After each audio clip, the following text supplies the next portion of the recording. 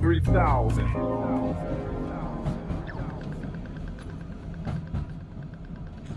What is doing? My name is Maloney. This is the 3000 podcast. I'm joined today by a DJ, Wallzee. Thanks for coming, man. Thanks for having us, man. It's been a long time trying to make the ends meet, but we finally made it happen. We did, man. This time of year, a lot of people are like, I've got some time off, so I'm trying to squeeze in as many as I can in this sort of January period. Yeah, 100%.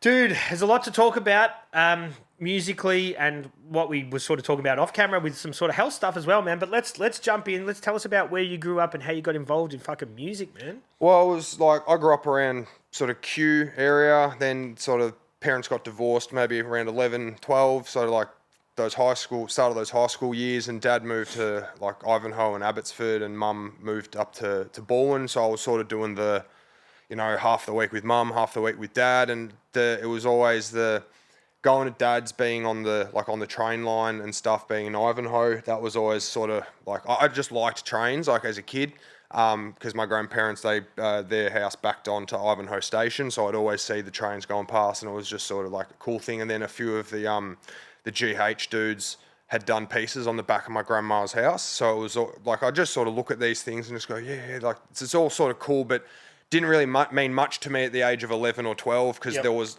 no one that I knew was doing hip-hop stuff or rapping or whatever, or was even into rap, to be honest. Like my dad was a massive like Aussie rock and metalhead, like Pantera and right through to like your Pink Floyds and stuff. And so I got But the musical influence was there. Yeah, like there was always music getting played in the house. And then on the counter side, mum was just into like 80s pop stuff, like Duran Duran still. Like I love Duran Duran just because mum playing it all the time as a kid and stuff. So my musical tastes were like just metal or this, pop synthy sort of stuff from the 80s. And then sort of getting to maybe year 7-ish, you start looking through your dad, like, when you had CDs in your car and your parents would drive you to school and whatnot. And I'd go through dad's CDs and in the glove box, and there was this one CD that was Ice-T's Home Invasion in there, and that sort of, because it had the cartoon cover on it, I was just like, oh, what's this? And noticed that there was like a drawing of like a chick with her top off in the corner. And so like it, being 13, I'm like, oh, something good must be in here as well. So I started sort of, when dad'd be in Safeway grabbing something or whatever, I'd quickly change the CDs over, listen to what it was, and then go, oh, that's sick. And then I'd see him coming out and quickly, put in whatever. Is it because it had like the body count crossover that it was on his radar? Yeah, I think so, because he used to play lots of body count, but also the like the Public Enemy and Anthrax sort of crossover and stuff, I think's how he started to get into it, because then years later he got right into like Eminem and stuff, and but it was a real weird mix of stuff growing up. And then at that sort of age started to find bands that I really liked, that sort of late primary school, and it was always like System of a Down, Linkin Park, because with Rage still being a thing, I started seeing like Chop Suey film clip and Linkin Park, the Hybrid Theory, their first album was like, that was I think the first CD I ever bought, and that was on repeat for years. And that again is the rap rock crossover. Yeah, exactly. And I remember asking my uncle, because he was a DJ and a promoter for a number of years and still is, about like, how, particularly in Linkin Park, like, how are they doing that sort of like scratching sort of stuff? Because you'd hear it and then you'd see it in the film clips and whatever. And I distinctly remember being at like a Chinese restaurant with the whole family, and like it was around my birthday or something, and asking my uncle and my mum like, oh, can I get turntables? And then just getting laughed at like, haha, you're kidding, no chance. And so that was just a quick nip in the bud there. And why would they shut it down if your uncle was in the industry? I think more so it was the age, like where kids are, they get into a hobby for 2 weeks and then they're on to the next thing. $2,000 $2,000 for turntables, plus a mixer, plus all the rest of it once you get in. Best case, I get into it and then they've got to start buying me wax, because at 11, 12, I don't have a job. I haven't got my own money. And your uncle couldn't help you out? Oh, look, at the time, I think he was more down the techno and sort of acid house route, but more as a promoter. He's at the time, I think he was still DJing a little bit here and there, but mainly went down the promotion route a lot more and putting on a lot of gigs down at like Shed 14 down in the Docklands and that sort of stuff. And Yeah, so it was just sort of that, like, oh, kids being kids, like, well, whatever, and sort of didn't think anything of it. And then but guitars were always around. So I picked up the guitar and started getting right into, like Pantera, Metallica, Slayer, all of that sort of big, the sort of American thrash wave that came through. And it wasn't until maybe, I don't know, 15, 16, where all my mates were starting to get into graph, and so I was like, oh, you start drawing the line of like, okay, graph, and then that's a touch to breakdancing and to DJing and to rapping, and you sort of discover that world through one of the elements kind of thing. And then so my whole thing then was like, I wanted to be a graph writer. I still to this day absolutely love graph. I am shithouse at it, and hence why I only did a little bit, and then the music side of things was where my ear was. I was not a bad guitar player. I was a much better drummer.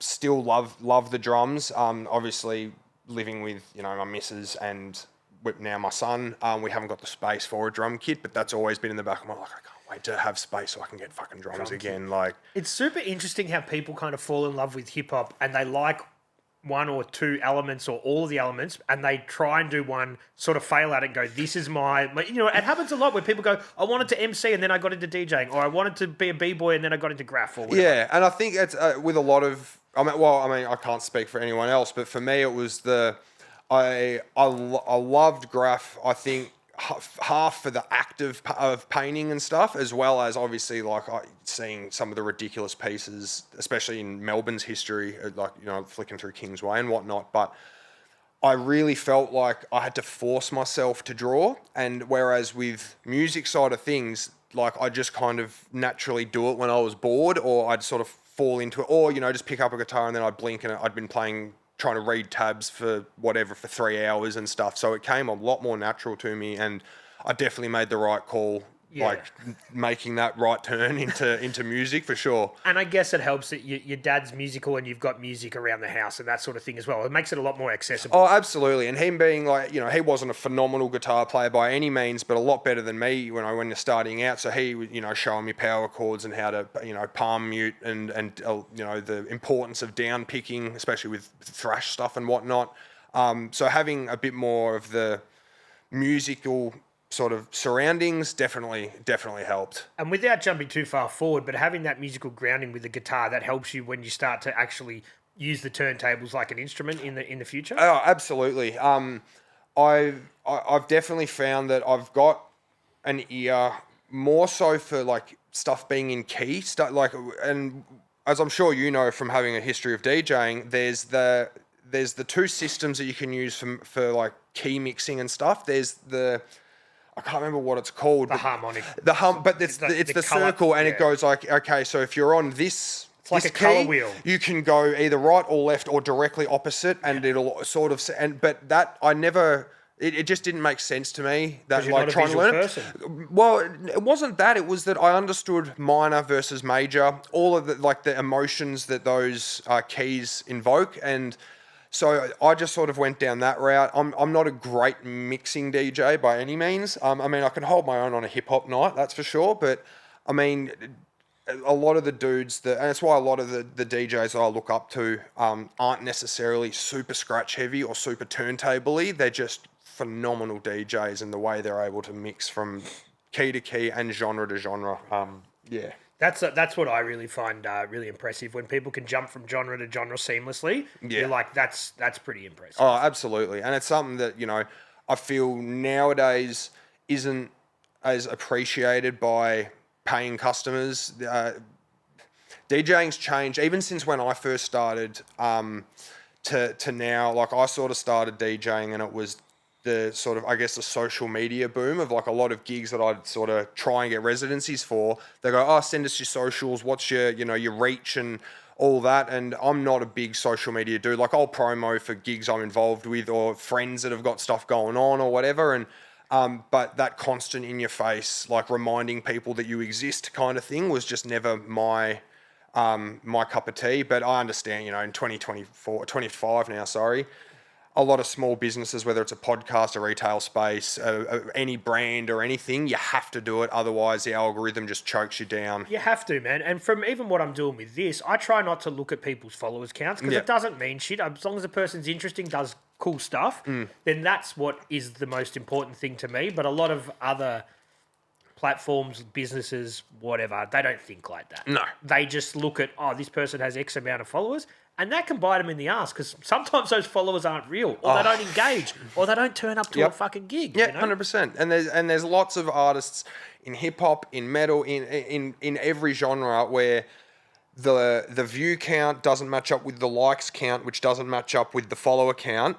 And you're just sort of sitting there going, okay, so you've paid some bot farms, haven't you? Sure. And I think people are starting to realise that it is a thing, and that just because someone's got 10K followers on Instagram and you go see them DJ or whatever and there's 2 people there, it's like that's pretty evident that something's not adding up. Yeah, I bet I've had people the other way come round that have got a lot of followers. They book them and they say, "Where's all the people?" You're like, "Well, these people follow me.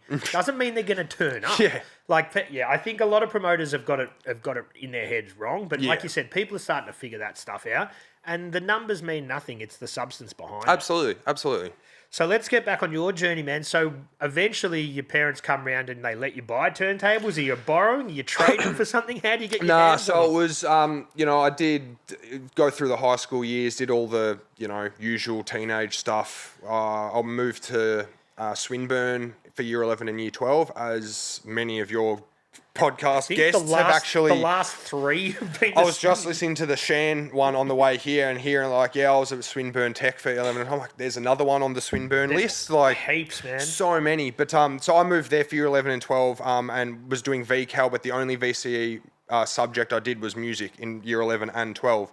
So that was, and it was, again, guitar playing for metal stuff and drumming for metal stuff, but the graph thing, like all my mates that were still graph writers, it was still in the back of my mind, and I was starting to get into graph, and then obviously listening to a lot more hip hop and stuff like that as well. But honestly, I put it down to about, I don't know, 17. I found, or somebody sent me the GH movie on YouTube, and I just loved the soundtrack for that, the whole thing. I just, like, anytime even to this day, I hear those songs and I associate it with Hurstbridge and like seeing these panels. And, I've got the 45 just over there. Oh, so good.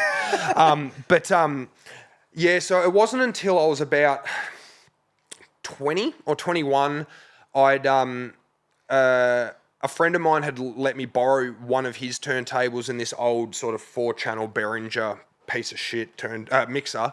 Like one of those sort of 600 rip-offs? Yeah. So this thing was massive. The fader was shit, but it was enough. Like, for me, wanting to get into it, that was all I needed. It had a crossfader, and the turntable was a Stanton ST150, so one of the big, heavy Stantons with the ultra pitch sliders and everything. And I just fell in love with it. I don't know what it was, whether it was the perfect melting pot of hip-hop and music, but it was... I just became literally obsessed. And around the same time, I started working at Union Heights as well. So being exposed to, like, Frank, just play whatever you want, just nothing too obscene for when the mums and the kids come through for, looking at the shirts or whatever. And I broke that rule more than a couple of times, to the point, where, I'm playing Ghetto Boys or whatever, and like grandma's coming in with their grandson looking at spray cans and looking at clothes and stuff, and I'm just running to the front trying to quickly turn Spotify down. Like, but being around music in working at the shop was a big one. But the main thing, I think, was once I got really obsessed with wanting to learn how to scratch and stuff, was I saw Rob Swift post on his Facebook or his Instagram one day that he had just started the Brolic Army School. So he has an online platform where you sign up, you can do lessons with him, but nowadays it's a lot more video based. So he'll record a course, say it's beat juggling for 101, he'll record 5 videos and post it, and then you watch the lessons and sort of follow along. Whereas back then he wasn't doing that, it was more just one-on-one. So I'd pay him whatever it was. And you'd Skype? And we'd do a Skype call, but then obviously because of the time difference, him living in Queens, me being in Melbourne, it would most of the time have to be like 8 a.m. sort of lessons, because that was sort of the last window for him the night before sort of thing. And I just, as soon as I started doing lessons, it was like, okay, this is what I want to do. This is, I fucking love this. Especially the whole like juggling side of things is what really got me. A lot of people get into DJ or, you know, turntablism because they want to scratch like Qbert and stuff. But my thing was that live remixing of like, you know, seeing Mr. Sinister's like Method Man juggle patterns and Rob Swift's Biz Marquee routine and that sort of stuff. And I just couldn't fathom how guys were turning songs that already existed on wax in completely flipping it into something that different time signature, different feel and all of that sort of stuff. So as soon as I found that, I just went right down the rabbit hole of doing like 10-hour practice days. And then I would have sort of the mentality I was in, I was forced to leave practice to then go work at the shop, but I couldn't wait to finish so I could come home and pick up exactly where I left off. So when I got into it, I was doing like 10, 12-hour days on the turntables, man. I'd wake up at 7, scratch and practice and whatever until like 11 when I had to go to work, finish at the shop, go home, be doing the same thing until midnight, and that's all I was doing the whole time. Wow. So and yeah. that's and you're surrounded by hip hop at the shop as well. Yeah. Did you ever say to Frank, can I just bring one more turntable in and a mixer and just juggle here all day? Look, it was, I wanted to, certainly wanted to, that's for sure. But look, because the shop was still in its infancy, I think when I started working there, it was maybe a year or two after he had started it. But my big thing, you know, being at the shop was record store day. I just like wanted to DJ a record store day because that was the shit, you know, like, especially when you go to those events and there's, you know, 50, 100 people there. And at the time I was a lot younger and, you know, seeing like Trem walk around and Heater walking around and whatnot. And these are all guys that I'd looked up to since I first discovered hip hop, because that was always my thing is I'm a fan first. And so regardless of the relationships I've built with guys as I've gotten older, I'll never stop being a fan. But they would look at you as contemporary now, though. I would imagine so, probably. So you don't need to always be a fan. True. You're a fan turned into a contemporary. Yeah, I suppose so. It's a nice way to put it. But yeah, but it was, I still remember the exact gig that I went to that made me want to do like scratching as the backline for rappers and all that. I went to see Lord Finesse and Large Professor at, I can't remember the venue name, but it was on King Street. And the Pang Productions dudes were supporting, and Heater was DJing, and I went with Crave and somebody else. We got tickets and we just used to go because he was in a similar position. He was obviously doing his thing with Graph and whatnot, but we didn't know a whole lot of people in this. We just go, oh, so and so's rapping, let's go, let's just get gigs and get tickets and go. And I still remember going to that show, and Heater was DJing as I walked in, and probably the first or second track that he played after me sort of getting a beer and found my spot in the venue, which, because I've always got to be right on the back wall because I can't be fucked having people, sorry man, I can't see, you know, like, so I just always chilled at the back. Like, you're going to be able to see. Well, I can see, it doesn't bother anyone.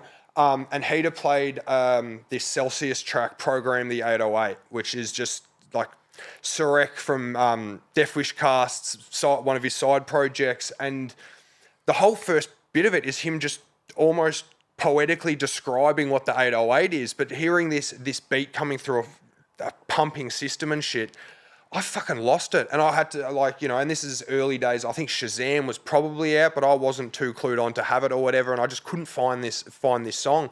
And then later on that year, I ended up playing my first record store day with Heater and telling them, like, man, that set that you did on that night is why I'm doing this now, why I'm into hip-hop, wanting to defend hip-hop DJs, you know, to the nth degree. Did you wander up to him and ask him about the track? Not at the gig, no. He would have been approachable, I'd imagine. 100%. I think it was more so that I had in my head that hip-hop heads weren't approachable. And so I was just like, you know, like, to me, the toyiest thing you could do is go up and ask somebody about their craft within hip-hop sort of thing. So I was just like, nope, it's up to me to... Like, I'll go to a shop, a record store, and I'll ask them if, you know, they've heard this or whatever. And I think the next time I met Heater, I said, oh, you played this track? He's like, yep, Program the 808 by Celsius. This is what the record looks like. Showed me on Discogs like what it was going for and everything, and it was like, yeah, I owe a lot to Heater for sure. That's awesome, man.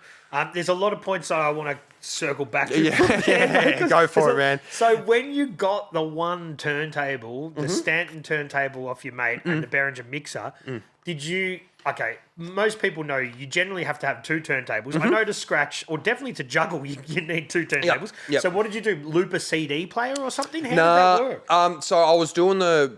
like, I'd just plug my AUX from my phone into the mixer. And at the point, because I only had one turntable, it was just you can't learn to juggle yet. So you're just going to have to make do with learning how to scratch. And because scratching didn't come as naturally to me as juggling did, I just got that frustrated with the fact that I wasn't seeing progression in my scratching to where I just went, nah, fuck it. I've just got to go buy another turntable just so I can veer off to this thing that I really wanted to do. Yep. So, it wasn't long after I got that first turny where I found on Marketplace or Gumtree or something, and I went and got another one. And then, so I was like stoked, but then I realized after getting that, the day I came home with that turntable and I set it up, that I didn't have doubles of anything. So I'm like, well, fuck, now I have to go, tomorrow I'm going to have to go digging and hope that I can find 2 copies of the same record, which, I was about 20, so 10 years ago, like a lot of places, 12s of, rap 12s or whatever, you just get one. Like, and to find the stuff that I'm into, which is all sort of the mid-80s through to, I guess, mid-90s, late 90s kind of stuff, you were lucky to find one copy of, Show and AG or DITC stuff or whatever, let alone 2. So I ended up just finding random, from Dixon's in Fitzroy or something, I found some battle record that Q-Bird had put out and they had 2 copies of it. And so I practiced on that, but they were all the beats were for scratch drumming, so they're all 133 BPM continuous loops. So even if the needle skips, it still is gonna, because the loops, like 30 grooves tempo or whatever, it could skip anywhere, and the drums and the stuff is all marked out on the clock the same. So the kick's always at the 12, no matter what in that track, no matter where the needle skips to in that groove, that kick is always going to be on the 12. So I practiced with that for ages. But when I say ages, I mean like a couple of months, until I sort of realized I needed slower stuff to learn how to juggle properly. And that's when I sort of got a new Rain 61. It was when I think the 62 had just come out, and that was the hot mixer.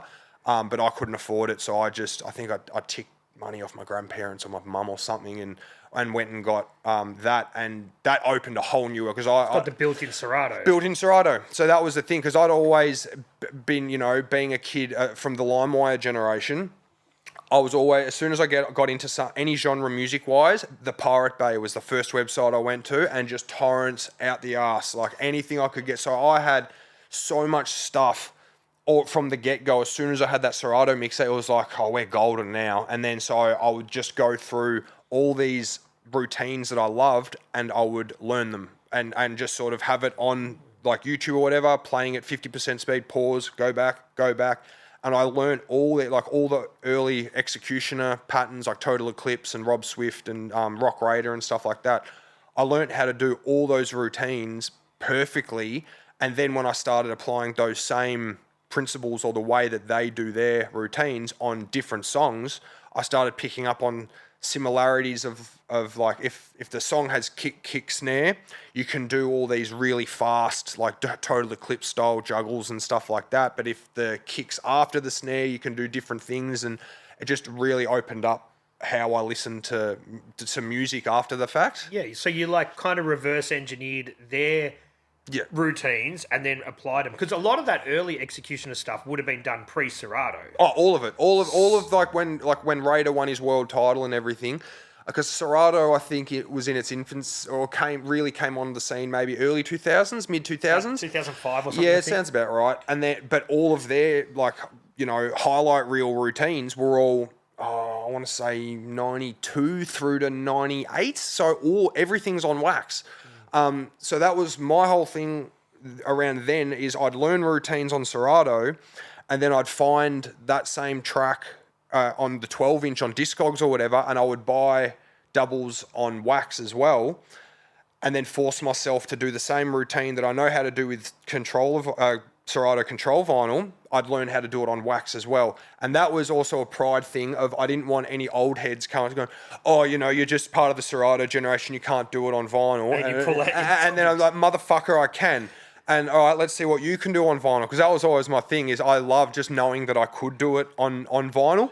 And luckily, I never really came across that sort of level of trolling by anyone until I started winning titles. And then it was, you know, DMC World would post the routines on YouTube, and you'd always see comments and like, oh, it was way better when it was, you know, no vinyl or whatever. But fuck off. Yeah, you can't please everybody. Nah, you can't. And look, I think it's a whole nother discussion, that whole digital era of DJing and whatnot. But what guys have been able to do with the equipment we have now is absolutely ridiculous. Like synths that are triggered through, but picking up MIDI notes from the faders and the platter and stuff like that. Like Nick C, who was a DJ for the Coalition crew, who competed in my era for the DMCs and stuff. He's got like he's developed all these apps and stuff that can actually pick up the notation of scratching that you're doing and print it visually on the computer using that turntable notation method or whatever. But then he can send that info into a synth in Ableton and it will recreate in a MIDI form, all this weird stuff. And dudes are doing incredible things, but I feel like so many people are so focused on the it's not vinyl argument that they're missing out on so much creative shit that people really are. And granted, because of how accessible a lot of this stuff is now, there's a lot of guys putting out subpar shit and biting a lot of other people that aren't getting checked for it.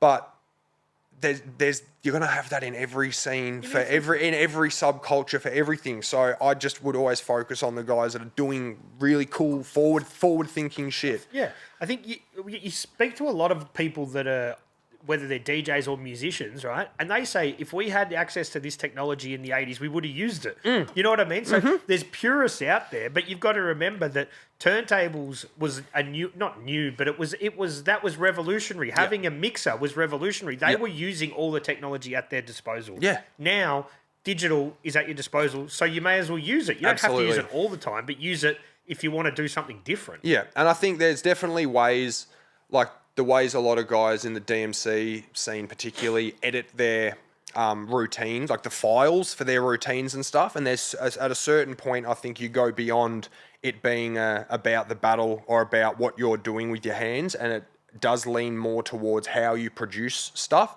The edit. So the edit, where does the edit become the recorded mix? Exactly. So my thing with edits and stuff, I would always edit stuff in a way that you could still press it onto a battle wax and stuff like that, and it would still be a cohesive song. Whereas a lot of guys, particularly there's a few recent world champions that they do it in a way that the head note is always at the 12, which I would do, but then the loop doesn't finish. They just put in like 2.5 bars of the section they want to juggle, and when they're finished with that, they just push it forward to that 12 o'clock mark, and that's got their next sample for whatever they're doing after the fact. Whereas I would always have like the whole track on the file, so you could still hear the whole thing throughout. And that might be just a personal preference thing, but that could almost be a different parameter that they could do for another competition, where they say, you have to give us your 5-minute track, and that's all you can use. You can't queue up multiple tracks. You know what I mean? Yeah. That could almost be another sport. Yeah, absolutely. And I think DMC last year, they added another category. So they've got the open category now, which is more of the party rocking style thing. Like, I'm not sure if you've seen any of the Red Bull 3 style comps that they did sort of pre-COVID. Because Red Bull aren't doing that anymore, I think DMC have tried to slide into that sort of more of the party. So it's a 10-minute set, I believe. I saw it for the first time last year. And it's much more suited to your Culture Kings Instagram sort of turntable. Guys that will be doing, like, you know, you see them on Instagram all the time, the 3 hot tracks that are whatever, you know, Dua Lipa, Cardi B, fucking into whatever. But they'll, you know, they'll drop their acapella in right at the end and then drop the next beat. So a lot of that sort of creative kind of mixing stuff that's not quite super technical, but it's still way more technical than your average like DJ down at whatever bar down Chapel Street or whatever, for example, you know? Yeah, for sure. So let's get in. When you started practicing, you started doing your doubles, and you got your Serato. That opens up a whole lot of possibilities. But you're still backing everything up, so you make sure you can still do it with the wax if anyone challenges you. Yeah. Then do you start to think about, all right, I want to get competitive in this sort of thing? Yeah. I mean, it was sort of, there was two avenues I kind of wanted to go down simultaneously. One was the battle route. More so for an ego thing of like winning titles, you can walk around and say, I'm the Vic champ for this year. I'm the Australian champ for whatever year. But keeping in mind the popularities, it's really not that popular. Non-existent. Even the years that I won, there was, like we're still doing it at laundry, maybe 100 people sort of thing versus, speaking to guys like Jay Red and whatnot that, are telling me stories about the Metro. I was and working 2,000 people. I reckon more, man. I was working there at that time, 2003, 2004. Yeah. So and the whole place. And you see photos of that, and I think Laundry even have a poster up still in their staircase of when LC was supporting one of the DMCs or the ITFs or something, and it's at the Metro and whatever. I'm going, fuck, imagine back then, like 2,000 people watching a DJ battle, and it's something that I can only and I've gone, I've won titles and went over to London and stuff like that, and even that, from the photos that I've seen from those Metro ones, they're pulling bigger numbers than the world finals are getting. So it's a real credit to I think it was Stewie who used to run DMC back then. He did a very good job. Good job. It was like that was a perfect storm of hip hop culture becoming popular. Yeah.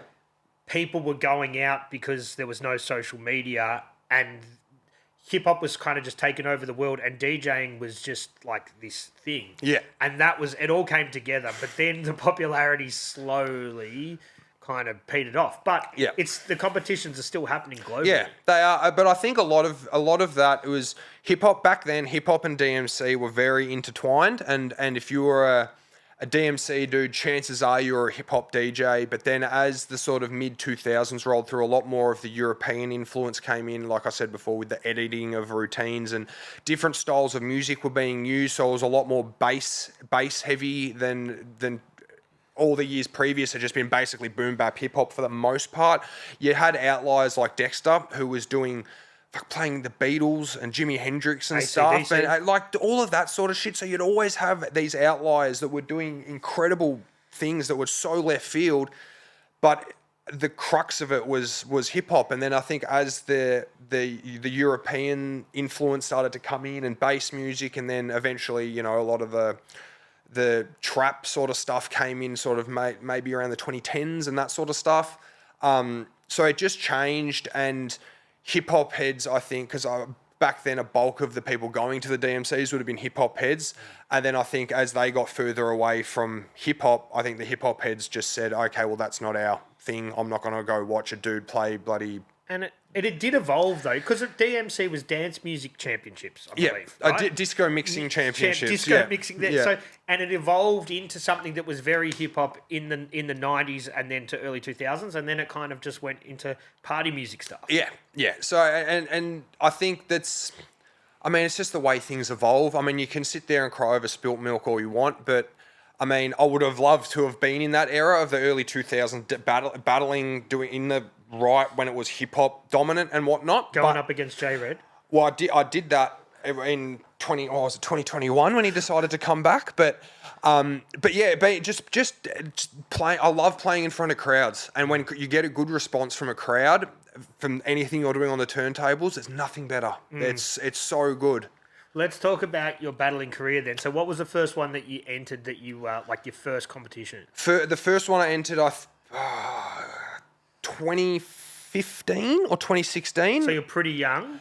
Yeah, it would have been maybe a year or two after I sort of started doing the lessons and stuff like that. And I thought, I still remember the routine I had.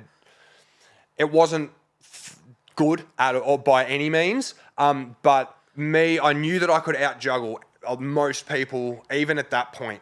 But of course, the first one, you got shaky hands, when you get up to the turntables and, you're so anxious about the whole thing and whatever. and look, I got through it. It was the first one, and it was actually a friend of mine, the Master, who I remember seeing at a gig, and I was telling him about how I wanted to do it, and he, Queensland DMC champion and ITF champion and whatnot. So he is like, just enter. The first one's always going to be shit, so just do the first one, and then you can worry about yeah. And so, because I was still on the good advice. It was great in hindsight. It was awesome advice, and it's what I needed to do. But I was still like, no, I'm not going to come out until I know I can win, kind of thing. But coming out and dusting off the not the cobwebs, but because I hadn't done it before, but just getting loose for that first one, getting it over and done with. And then so after that, I was like, yeah, okay, this is. And so then the next day, I started working on next year's routine. And so I'm like, I'm gonna. For 12 months. Yeah. So, but how much? Like, how many practice hours would you be putting in? Between year 1 and year 2, it was a lot. Probably on average, because the routine development stuff, you spend a couple of months digging for music, trying to sort of test patterns and test stuff and whatever. And make sure no one's done it. That was always a big one. I never wanted to recycle tracks that I felt like somebody else had retired. So if somebody's done a routine with X song, and I feel I can do a better routine and flip it better, I'll use it. But if somebody's retired the song, like Total Eclipse, I'll never touch Anti Up by MOP in any routine, because no one will ever be able to do a routine that's as good as Total Eclipse did. So that song's retired. So I was always big on if a song's retired, do not fucking touch it. So you spend a couple of months looking for songs, double checking and cross-referencing that no one had used it. And obviously we've only got so much in terms of archived internet footage. So that's when I started buying video VHSs of older DMCs and all that sort of stuff. So probably I'd say when I was actually practicing that year, probably 6 hours a day, maybe even less. Then I battled, came second, didn't feel like I came second, still to this day. I got beaten by this guy, Typhonic, who had moved down from Canberra. And still, I don't think I lost that battle, but the judges saw it differently. Did you lose gracefully? That loss I did lose gracefully. I sort of just was like, oh yeah, second, because the host gets you up and like second place Wallzee, and I was just sort of like shook his hand, did the photo, and then walked off, and then just like my missus copped the earful in the Uber on the way home. She's going, can't believe I lost to him. Are you fucking kidding me? Like, and I started getting real analytical with it and just like, this category, I did this, so I deserved an extra point over him and whatever. But again, it was a loss that I needed to take, because the next year, that's when I got into the 12-hour-a-day period. I'm like, I'm not letting this fucker beat me again. Also, because of the city thing, I knew that he'd moved down here from Canberra, and I'm like, this is fucking Melbourne. You're not coming here and going to take titles away from Melbourne heads, because we had such a rich history of champions between your J-Reds, Dexters, Perplex, B2, all these guys from Melbourne that had won Australian titles, and what else they've done beyond that as well.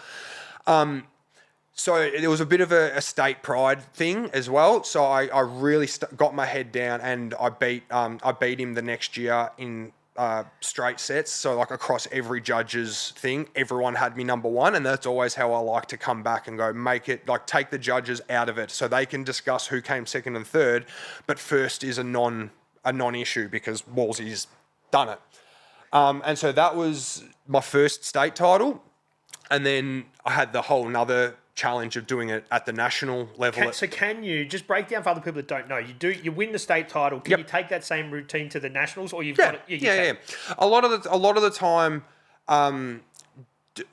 with the internet and stuff now, you might take one routine out, slot something else in there, because with how quickly this stuff circulates on social media and whatnot, if you were, going over to the Worlds or whatever, you might take one thing out and replace it with something that was slightly better that you hadn't quite finished off developing yet. But then by the time, because there's usually about 6 weeks or something between one sort of heat to the next final and then to the next one.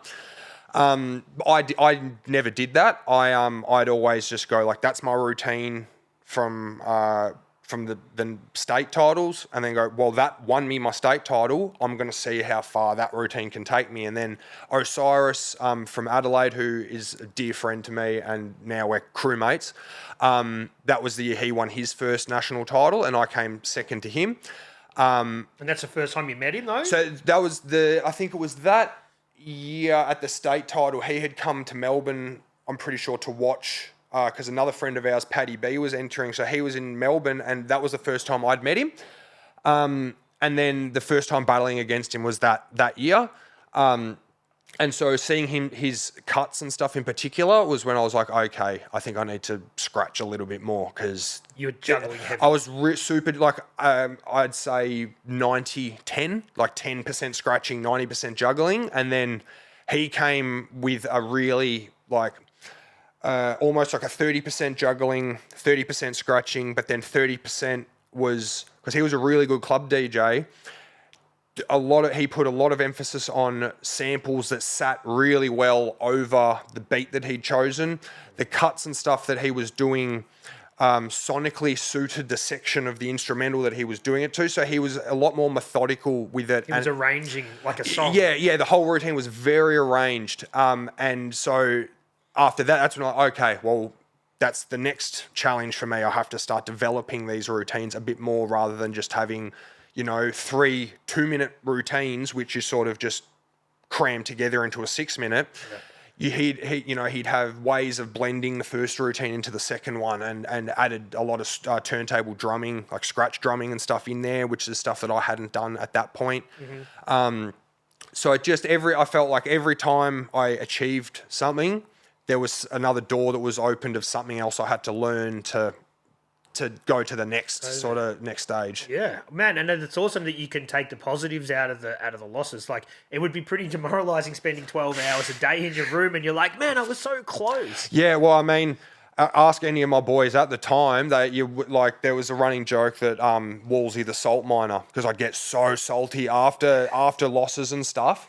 Like, I'd have to remove myself from group chats and stuff like that just to decompress for a week after, because there was one loss in particular, the year before I won my first national title, where, again, standard thing of I didn't think I lost. I did make a crucial mistake because I queued up the wrong track, went to sort of thinking that I had the next routine, but went to send it off, and it was my first routine. And just the most rookie mistake, I stopped the turntable while I quickly loaded up the next thing, and I said fuck out loud in Laundry, which is a small venue.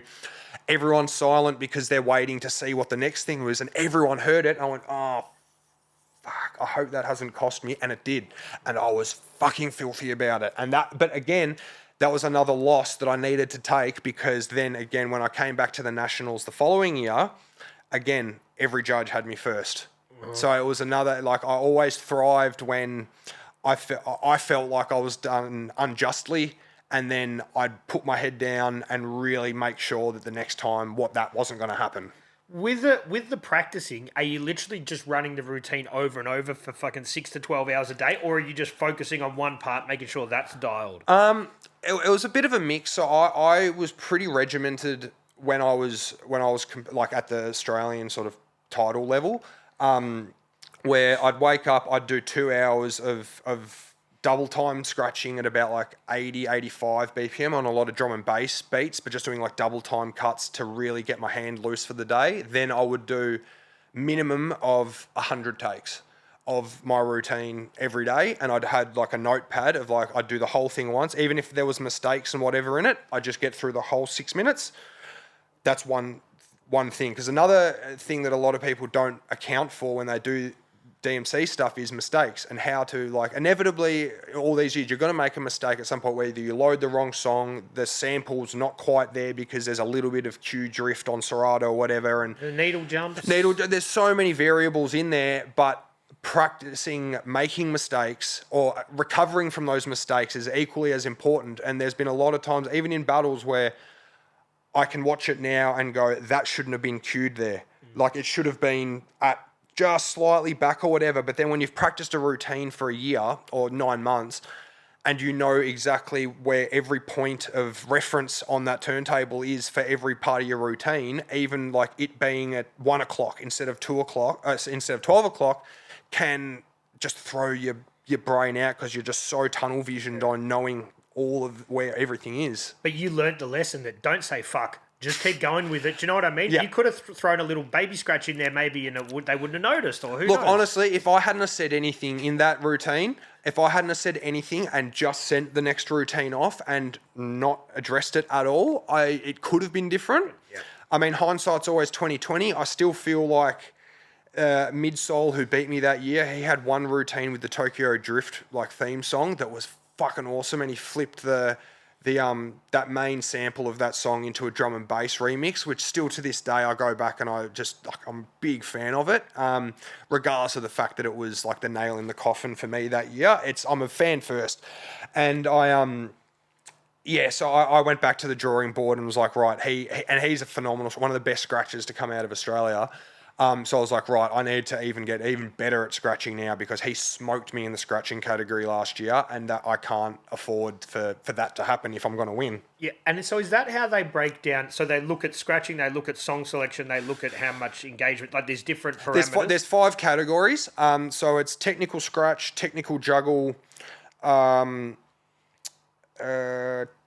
technicality, cleanliness execution, and then there's one more that I can't think of. Depending on what country you go to as well, they might have crowd reaction as a category, but officially that's not any of the DMCs that I've judged. I don't judge on crowd reaction because that can be easily swayed by mates. But exactly, like I could bring a posse of 50 dudes and everyone goes nuts for Wallzee and he gets a 10 in crowd reaction when I was the worst bloke there. Like it just sort of skews it a little bit away from. So I never did the crowd reaction thing, but they are Yeah.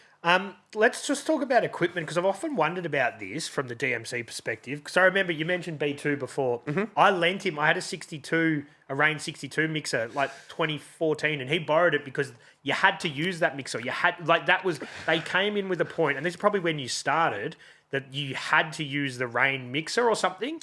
Yeah, there was a period where you could only.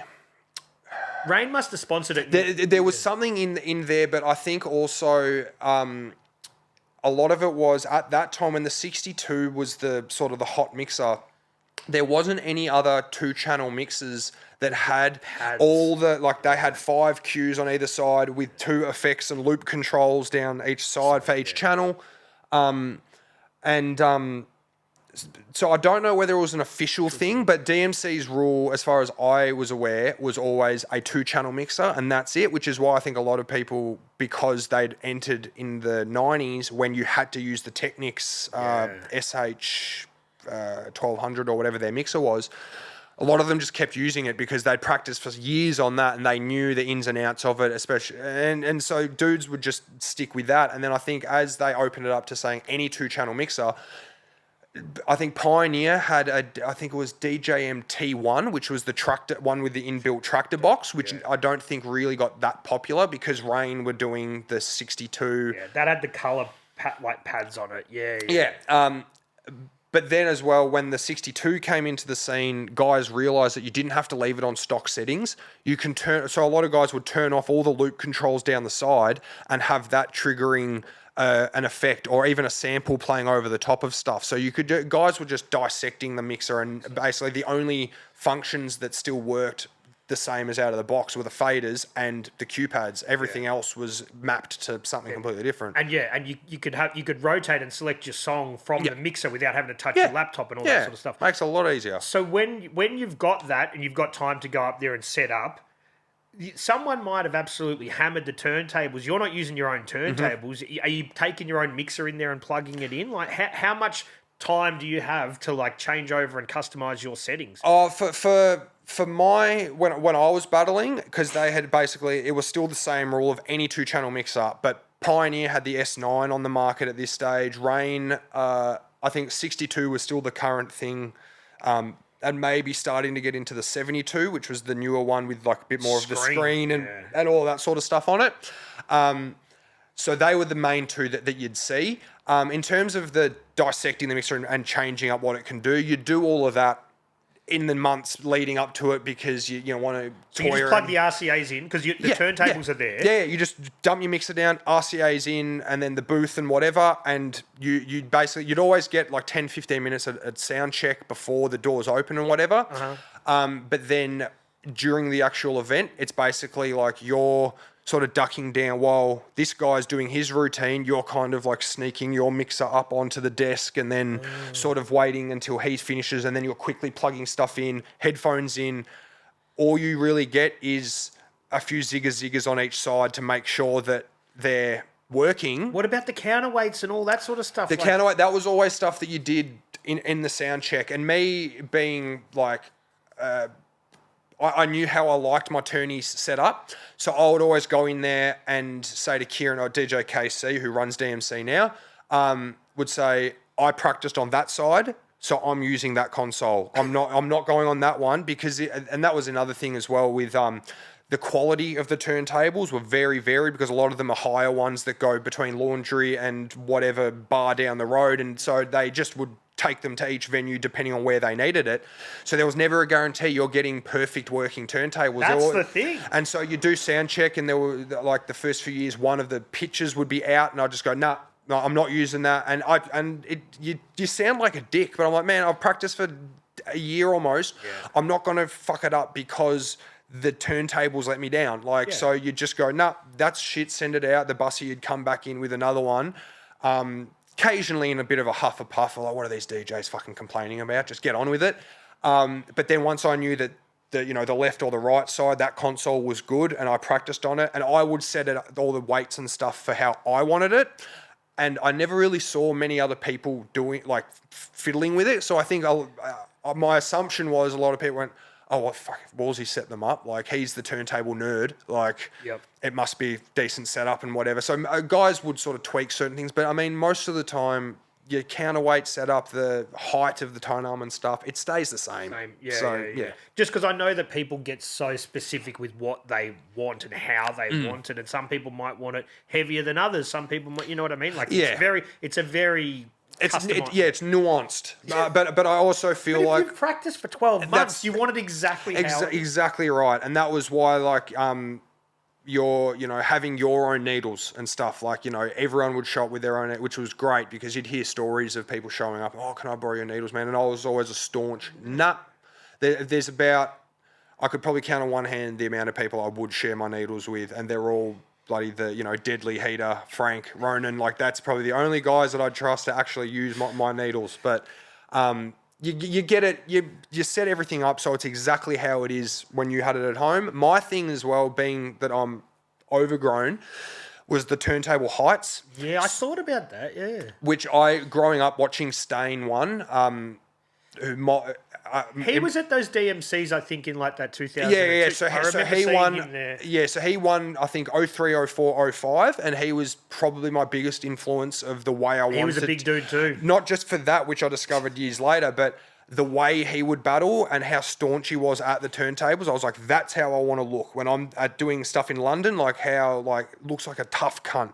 That's exactly what I wanted to do. But I would always see his back.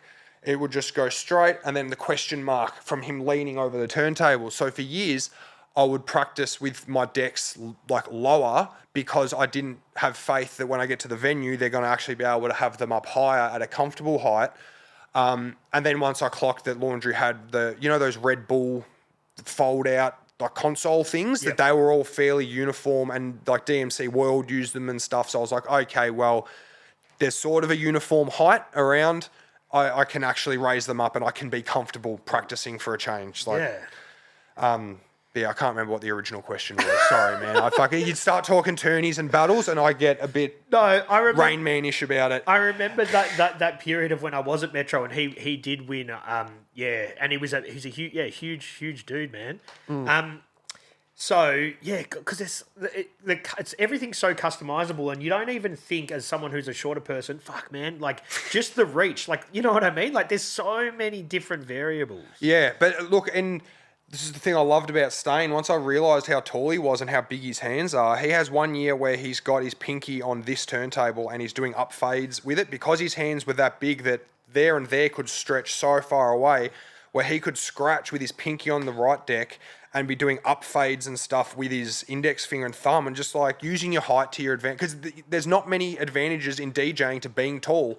In fact, I argue that there's none because you've got, you have to lug your big long arms so much further and whatnot. But finding those little things that you can do and seeing that, I was like, okay. But I was never able to come up with anything that used my height to its advantage. Like, I mean, yeah. But I mean, yeah. So yeah. If you had 4 turntables, you got good reach though. That, if I was, doing 4 or like techno set, those longer hour sets where you're doing like 48 bar blend kind of stuff, I'd probably have a bit more of an advantage because I can reach I'd do 3 turntables on either side and I could still reach, but yeah, that just wasn't my thing really. So when you eventually, you win the Nationals, what year is that? 2020. 2020 and 2021 were the first DMC titles. So when you first win it, is there a sense of relief? Are you overjoyed? Are you just like, I should have won last year? I mean, I think I was so wrapped up in the fact that I'd finally won the thing that I'd been going at for 5 or 6 years, that all the thought of the years previous or the injustices that I felt I copped at the hands of the judges sort of just, I didn't care about it anymore because I'd reached the mountaintop, and I knew that the stuff that, like, I wasn't delusional in thinking that like, oh, I've got a chance at the world sort of thing, because it's the type of battling that I was doing, it wasn't what was winning at the time, because like I said, the Euro influence and the different styles of music and the way they develop routines and stuff, it's just not how I do it. So I knew that, but I was just stoked that I'd won the Australian title and that my name was always going to be at 2020 Australian DMC Champion, like Wallzee is there. This is just one that's a bit out of left field, but do you feel like the year before was a better routine, or the year that you won was a better routine? There was, it's an interesting one. I think the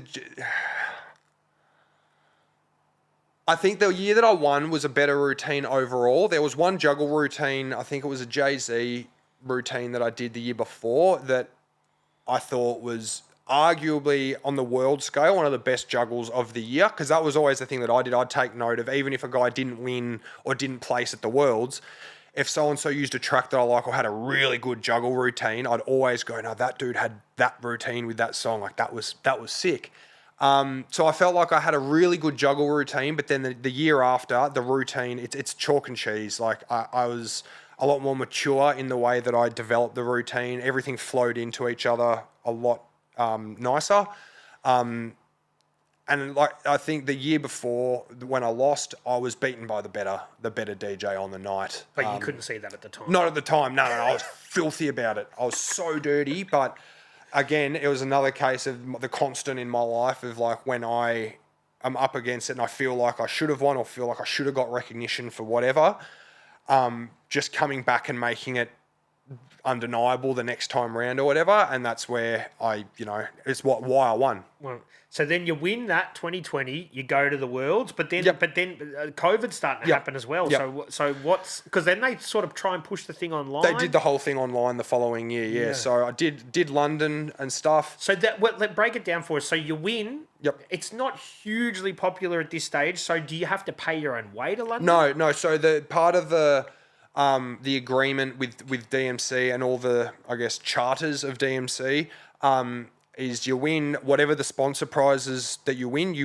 You also win return flight to London and some of the accommodation. So I think really DMC Australia paid for maybe 2 nights of the accommodation. Okay. And then because I was already there in London, I was like, oh, well, I'll pay for an extra few days. Just so I stayed there for maybe about a week and just like went digging and just by myself and hung out with a few of the DJs that were there, because I had previously won a DJ battle called the Kame House Classic, which was run by DJ Spell and DJ Reminisce out of New Zealand, and I won the Australian title for that, and they had flown me to New Zealand to do the world finals for that, and so I had met a few of the sort of world level dudes at that battle. So then when I went to London, I sort of already knew a few of the dudes, and so we'd go. Were they accommodating and stuff? Yeah, they were awesome. The ones that spoke English, they were, but it's just like the DJ Renner, who's the kid from Japan that won the world title at 12 or however old he was.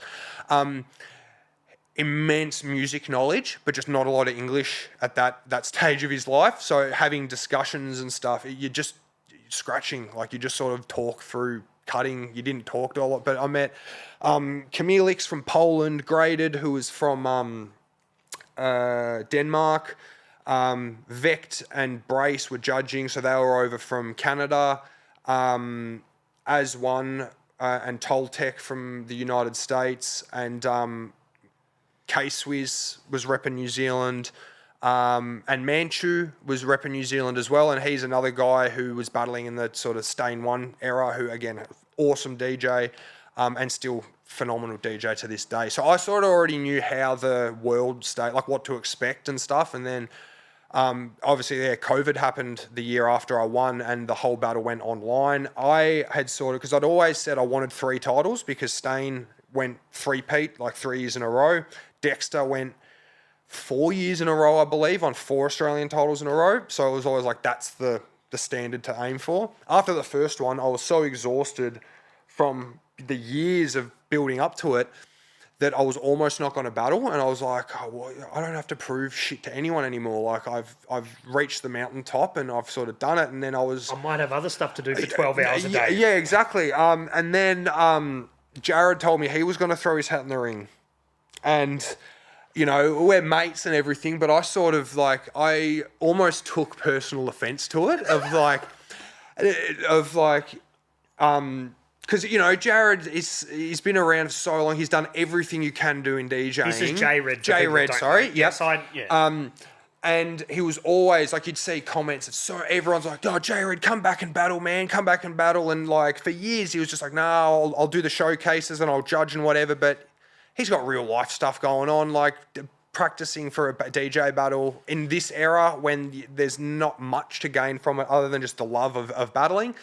And then when he told me that he was going to throw his hat in the ring, I kind of went to so all these years you didn't battle, and then now that I'm the dude on the throne, now you want to come and try and come for me, oh, okay.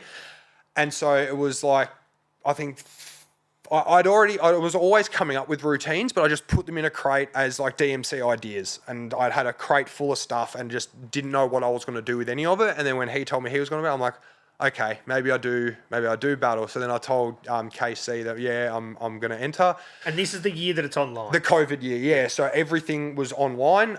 You submitted I didn't have to do the first round, the heat round. So because you're reigning champion. Because I'm reigning champion, I automatically go through. So those guys had to do, I think it was 2 or 4 minute routines to see who passed. Yeah, so I was just sort of sitting there keeping tabs on who was doing what, and but the whole thing being online, I was never big for the online format. I feed off the live stuff so much, and and there's people. This is the thing that sucks, right? About that whole time, one of the things that sucks. There's people that were already doing a whole bunch of shit online, so they're just all of a sudden they're doing what they were already doing, but doing it from the comfort of their own home on a world stage, you know, because they've been practicing doing that. Absolutely, Twitch or whatever. Yeah. My thing and I've never been the cleanest DJ, even from normal mixing and stuff. So I'd be able to hide a lot of my fuck ups or a lot of those little especially with juggles and stuff. If it's not almost metronomed, you can tell when it's just been sent off late or just too early or whatnot. And I'd be able to hide a lot of that in the live setting. Whereas on video, man, camera doesn't lie. You're running a direct audio into your GoPro or whatever, it picks up everything. You can't. And people can skip back. And go, oh, he fucked it at this 1 second segment. Here, he fucked it here. And there's even the year when I look at the routine that I won with that year, I could almost sit there and tell you, okay, you can skip from this 2 second segment here. You can skip because one thing was sent off slightly late. But eventually, when you're recording the video side of things, I had to just get to the point where, because I was tearing my hair out, I was getting 100 takes a day, no shit, just with the camera, like record on, make one mistake, oh fuck, I got to start again.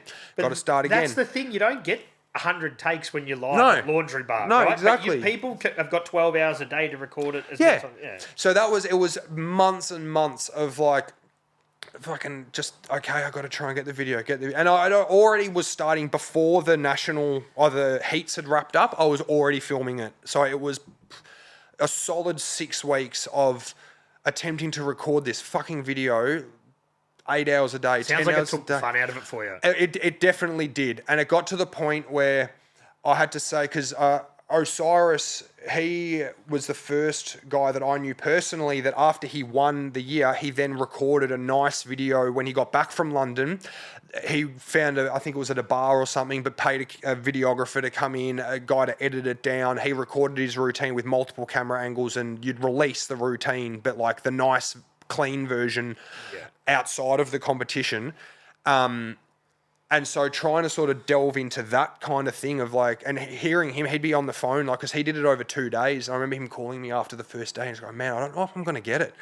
Like, I'm like, man, you practice this routine so much, you beat me with it, you at the Worlds with it, like, you'll get it. And he goes, man, I don't know. Like, it's just, so it's a really hard thing when you're videoing your routines. And I got to the point where it's not perfect, but I don't think I would have been able to get it cleaner than the one that I actually ended up submitting, because it's just like you can sit there and try and bang your head against the wall, but eventually you're only going to go backwards because you're stressing out about the fact you haven't done it yet. You know, it's fucking 2 days until submission date and you still haven't got it. So I got it as close to perfect as I could, which I'd probably say is about 98%, it was good enough for me. Submitted but would people have noticed that 2%? Most people know. But my whole thing was like, my mates would know. Like, especially I got one mate, Paddy B, who we call the Oracle, because he can like watch any DJ battle and he'll pick 1, 2, and 3 before anything's been said. He's got the ear, and he was the guy that I was like, I'm going to submit this, and he's going to send me a message going, what happened at minute 146 into 148? Like, that got sent off a little bit late, and so it was always for like guys like that, like my mates. For the purists. Yeah, for the purists. But I look, hindsight, I'm still super happy with that routine that I submitted. I was really, and more so just relieved that I got there in the end, because I was about, I think, 36 hours or 48 hours before the deadline where I finally got it and said, finally I can relax. But then starts the arduous task of, because it was all online, I sent off the video by the deadline. I had to wait a week for the live, because they did it not just as a pre-recorded, we'll post all the videos and then the judges will make their judgment. It was a live event. Like, so DJ ID was hosting it at some studio in Sydney. So he was standing in front of the live camera going, yeah, this is so-and-so, next DJ, he's from Perth or whatever. They'd play their routine. He'd give a little bit of just colour commentary sort of thing. So they played all the routines and then said, oh, and we're going to hear the results next week. I go, are you fucking kidding me? So I'm sitting there stressed and thinking, finally I can, like, I'll know tonight. And then they waited a week, maybe even 2 weeks for the announcement. I'm sitting there going, this is fucking torturous. Like, I just want to know, because, you know, when you're doing it live, you know, 2 hours after you've done it, and even then you're distracted by the fact you go straight to the bar and you just drink yourself to the point where you don't care. And so you forget that they're about to announce it or whatever after the fact. But waiting those 2 weeks, it was the worst 2 weeks of my life. And then when they finally said, yeah, like Wallzee's won, somewhere, the live stream's still out there somewhere, but when they finally like cut to my camera and it's just me sitting in my studio, I'm just like, that's what I've been screaming as soon as they said that Jay Redhead came second. I knew that, like, fuck yes, thank fuck, I've fucking done it. Because it wasn't just the whole going back-to-back thing, because Osiris had gone back-to-back and then he retired. And so I just want to be, like, for the mates thing of, like, yeah, I went back-to-back as well. But also having, like, Jared entering again, I was like, oh, fuck. And then they said Jared came second. I was fucking wrapped. It was so, just the biggest wave of relief. But then it started, that only lasted about a night, because then the next day I wake up and I go, Yeah, and I've got to record another one for the World Finals. But not Yeah. even that. I had to record a 2-minute routine to get past the elimination round for the World Finals. And then if you make it past that, then you submit your 6-minute video. Then You've got your crate with ideas ready to go. yeah, so I had all my routines and stuff, all my edits and stuff was already ready, but it was then I had to decide, okay, well, I've only got 2 minutes to get through eliminations. I know I'm a strong juggler, and I've got that was when I did my Freak on a Leash corn routine. And so I knew that would tick the musicality boxes, as well as being something a bit left field, because no one's doing metal, anything related to metal in the DMC world. So I was like, that will tick the musicality boxes, as well as a bit more of the tone play sort of thing, because I was cutting up a lot of the guitars and doing triggering drums on the sampler while I'm scratching and stuff. And then I was like, well, what's my other strength? Is juggling. So I put half of my juggle routine in there, and just, again, that week of I sent it off and waiting to hear the announcement of if I made it past the eliminations or not, which that was a bit more daunting because all the judges on that panel were guys that I'd looked up to, like DJ Precision, Shortcut, Qbert, D-Styles, like all these guys. I'm like, fuck, these dudes are watching my routines and whatever. And I still remember that DJ Precision had me fourth, either fourth or fifth out of 15 countries or whatever, just because of this one juggle routine that I did. And I was like, fuck yeah, even if I don't make it through eliminations, like Precision rated my juggles. So Fourth best in the world. Man, I was stoked, and it's just taking those little positives out of it.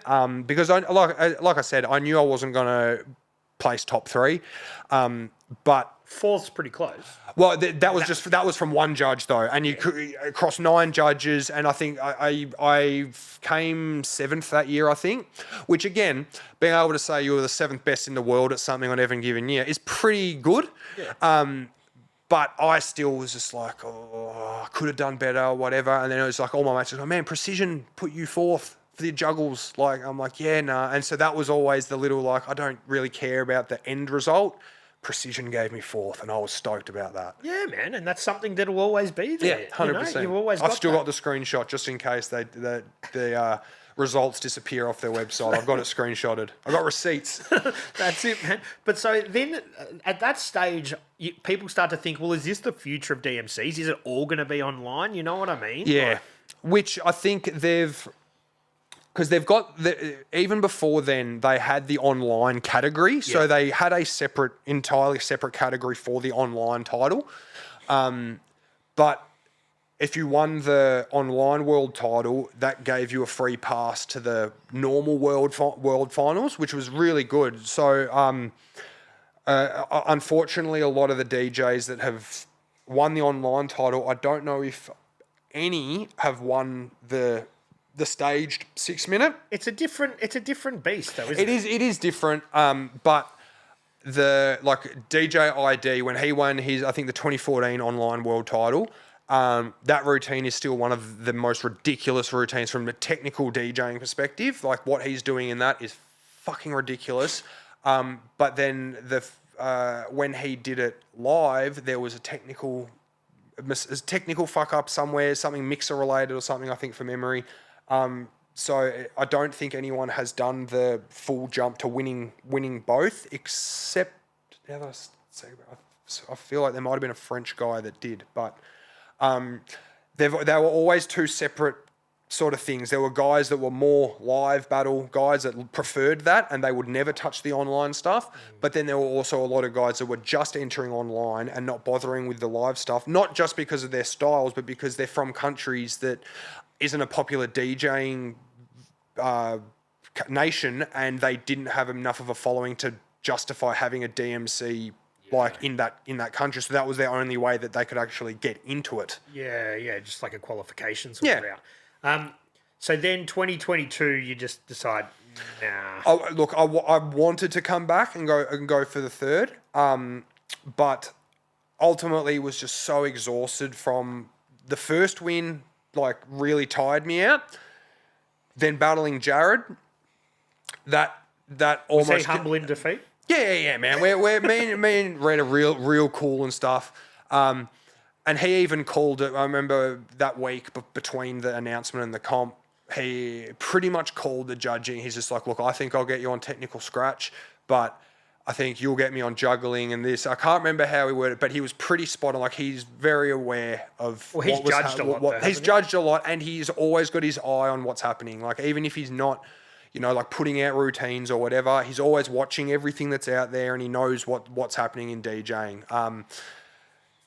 But by 2022, I was very tired from it, but I also had started a new job. I'd left Union Heights and was working in construction, which, early wake ups. And it took me, probably 6 months to get my body used to doing a physical job and stuff. And I was just so tired. And it puts a lot of strain on also your home life as well, man. Like, do you know what I mean? Absolutely. To have a partner and say, I'm going to spend 12 hours a day doing this. When you say, hey, I'm going to enter next year, was she like, maybe give it a bit? No, she was, Jamie, she was super supportive of the whole thing throughout the whole time. Like, because she lived about an hour away when I was living at my parents' place. So she'd drive down and she'd spend like 3 or 4 nights at my place. And during those practice times, like, she'd just be sitting on the couch sitting on my bed watching TV while I'm just sitting there with my headphones in, doing the same routine over and over and over again, with occasionally the only peep she'd hear out of me would be, fuck, because I'd fucked up a routine or something. Like, but she supported me the whole way through doing it. And that was another reason. I'm like, oh man, I need to get the career sorted. And actually start planning a future and whatnot. And there was just a lot of other things. I wanted to do more at that point of DJing for rappers, because I'd done it a little bit with Ill Format. In 2019, we dropped our EP. So I'd done it a little bit, but I really wanted to do a lot more of it, because I just love doing scratch hooks. Was awesome. And so, having the vibe and having the, Yeah. And so I just enjoyed that a lot more. And also... sort of thought like, well, I've beaten Jared, which was a big mountain to climb. I beat Midsole, who had beaten me that a few years before that. I didn't feel like there was a challenge for the next year, because like all the guys that were still entering, I'd been beating them for a few years before that. Midsole wasn't battling anymore. Osiris wasn't battling anymore. So the 2 dudes that had beaten me, they had sort of hung it up. And I just sort of felt like, I got nothing more to prove here, and I'll just let sort of somebody else can come in and win. And luckily, my crewmate Paddy ended up entering the next year, and he won the Australian title. So that was cool to see. But I just readjusted my focus on doing more music sort of stuff. Have you got those routines still there if you had to pull them out? Look, it'd probably take me a few days just to get them perfect again, but I've got them all still sitting in crates. But have you got them up here? Yeah. Like I can still remember how to do mainly my joggle routines. I can, to this day, still, like, if I hear that track, I could, on anyone else's setup, I could quickly put my cue points in and I could bust these routines out like pretty quickly. Yeah, wow. Yeah. And so then you go on to doing some DJing for rappers. Yeah, it was kind of happening at a similar time. So, like I said, we dropped the Ill Format EP with Crave and Tamsin P in 2019, and so we obviously did a few shows supporting Pang Productions, and then did our own show launch for that at Grumpy's, which is a great venue that's not there anymore. That was such a good venue. And Laundry's just changed hands too, man. So recently. Yeah, so Dave sold it. Oh, okay. And I'm not so sure that the new owners are going to be that down with the hip-hop stuff, but sadly, but we'll see. Well, it was always, watching Laundry, it was always that thing that was going to happen, because, you'd have RA the Rugged Man's upstairs with like 50, 100 people, and then you go downstairs at midnight when they close out and you look at absolutely packed to kids playing, like doing Drake nights and whatnot. So you go, I played a few. Yeah, nights. I'm like, I played the Kanye night. Yeah, like I can see where the money's coming from in this venue between upstairs and downstairs. We're gonna just keep getting diminished, and that's gonna just bleed into upstairs, because that's what makes money, and that's. Yeah. Like, you can keep it real as much as you want, but at the end of the day, people have bills to pay and mouths to feed, and that's just the way it goes. Yeah. Luckily, though, Dave was such a hip-hop head that he even if he sort of ran at somewhat of a loss, he thought that was important to keep that going. Yeah. I'm not sure that the new owners are going to have that same vision, but hopefully, Yeah. fingers crossed. Yeah. Anyway, sorry, back to Yeah, so did the ill format stuff, was DJing for them, DJing for us, I suppose. And then a big one was I can't remember what I was doing, but I remember getting a call from a random number one day, and it was Trem. And I didn't know at this time, but Heater had said to me they wanted to do a Corrupted Citizens tour, or a show, at least a show in Melbourne, and their DJ Strychnine, for whatever reason, couldn't come down and do it. And so I found out that Heater had put the word into Trem and said, "You should get Wallzee. Like, he's hungry, he's battling, like he'll be good for it." Mm-hmm. And so, like, almost before he finished the sentence, I just said, "Yep, yeah, 100%. Like, send me through the files, whatever. I'll 100%." And so I played the Melbourne show at Revolver, and then we went over and did Adelaide, and then Brisbane. So it was sort of like a mini kind of tour thing, all spread out. Like the Melbourne one, I can't remember. There was probably a couple of months in between sort of each show, because they run a very tight ship, and everything has to be right in terms of venues and supporting acts and all that sort of stuff, and promo and everything. So I got to do those, and that was such a good experience for me, because, again, fan first. Like, I've been listening to Kings Connected since they dropped the Trails from the Underlair, and now, I'm DJing for them. I couldn't fucking believe it. But then they also had so much respect for DJs in the first show at Revolver. They gave me 5 minutes in the middle of their show to just do whatever I wanted, like routine, scratch, whatever. And I was just like, "Oh, are you serious?" So, like, did you pull out an old routine, or something? No, I came up with a routine for the Kings Connected shows, which I haven't done really since then. I sort of retired it because everyone had seen it. It was all after I did those 3 shows with them. It became my go-to. Like, if I was doing an hour at Revs at one of Frank's gigs or whatever, I'd pull out that routine to try and impress people, and they'd sit there and go, "Oh, cool," and then go have a dart sort of thing. I'm like, "Oh, well, I don't think it's translating as well as I had hoped." But got to DJ for them, and which was really interesting because it was the first time I DJ'd for somebody that I hadn't recorded the cuts for. So I was having to learn $2 cuts, Trem's cuts, which I think all the tracks we played, it was mainly those two. There might have been a Prowler cuts in there, but I'm pretty sure most of the tracks were $2 or Trem. And then trying to, like, be respectful of how they did it on the track, but also adding my flair to it, because that's another thing as well as coming from a metal background, is I don't want to see the album version of stuff. If I go and see, whatever band, I want to see a slight difference to how it is on the album. Otherwise, I just go home and listen to the album if I wanted to hear that version. So I was like, well, I want to do it similarly to how Trem and stuff did it, but I also wanted to add maybe a little bit of extra flex in there. So that process was awesome, and Dantes and Culper was so accommodating, and, like, we do rehearsals at they came down to Melbourne like the day before, and we did a day of rehearsals beforehand. It's super encouraging. So that was one of the highlights of DJ. My whole DJing career was doing that little tour. It was great. And if they ever did another tour? Oh, mate, I put my hand up straight away. Straight away. But look, as I always said to them, I'm like, man, Strychnine has been your DJ for however long. If Strick comes back into the mix, I'm not going to get butthurt about you guys doing a show with him, because, again, another guy that his scratches are phenomenal. But so I'd be happy to take a back seat if they were to get Strychnine back, or even if $2 or Trem were to do it, I wouldn't get upset over it.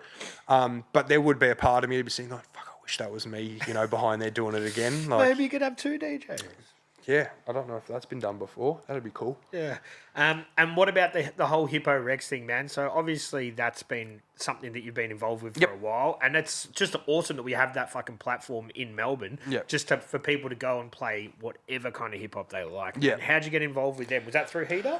Again, I think that was through Heater and Frankie, working probably around the time I started working at the shop and sort of taking DJing seriously, where I think Ronan I think it was maybe Ronan and Deadly had asked me to sort of just come in one night and just do a set.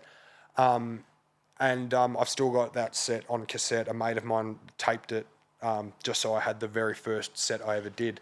But that was super fun, and just doing that, being in that radio environment, I absolutely loved it. It was around the similar time to when Stretch and Babito's documentary came out. Yep. So I was sort of fresh off watching all these like MCs coming into the studio and like Stretch Armstrong like cutting up doubles of whatever with dudes rapping, and so I was just like, yeah, that'd be really sick.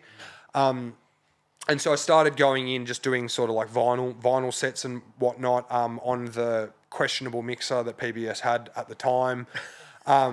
So is that in the old studio? That was at the old studio, yeah. It's pretty nice setup now, man. The new one's fucking schmick. Like, fucking Ronan's living large down there now. Like, it's like he's got, door buzzers and everything from the studio. It's fucking sick. They're doing a real good job. So